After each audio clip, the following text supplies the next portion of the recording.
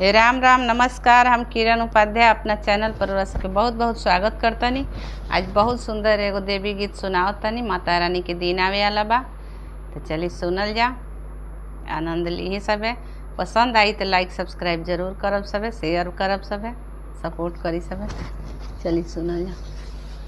कहाँ से आवे ले लाल डोलिया, कहाँ से पियर डोलिया हो, ए मैया कहाँ से आवे साजल रांथवा तो धाजवा उड़त आवे हो, ए मैया कहाँ से आवे साजल रांथवा तो धाजवा उड़त आवे हो।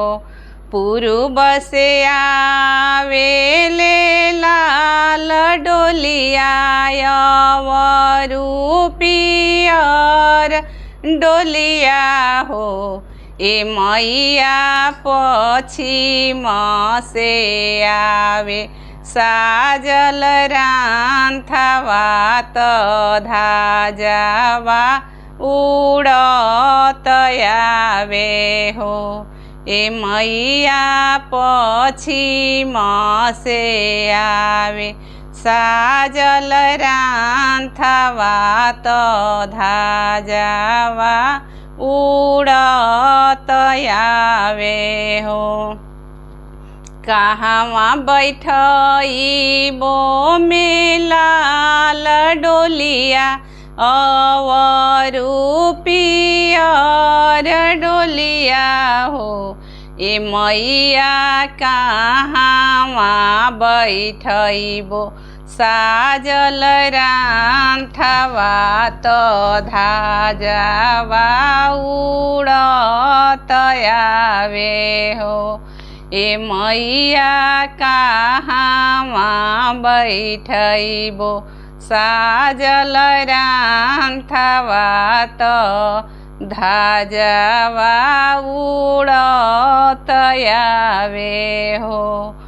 दुआरा बैठइबो में लाल डोलिया, अवरु पियर डोलिया हो, ए मैया आंगना बैठइबो साजल रांथवा तो धाजवा उड़त आवे हो, ए मैया आंगना बैठइबो साजल रांथवा तो धाजवा उड़त आवे हो।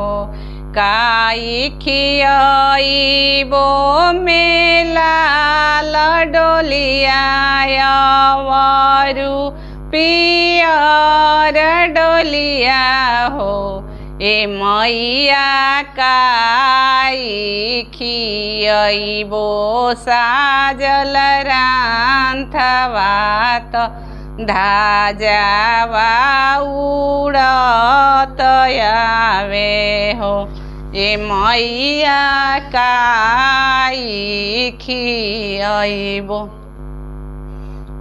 साजल रांथवा तो धाजवा उड़त आवे हो।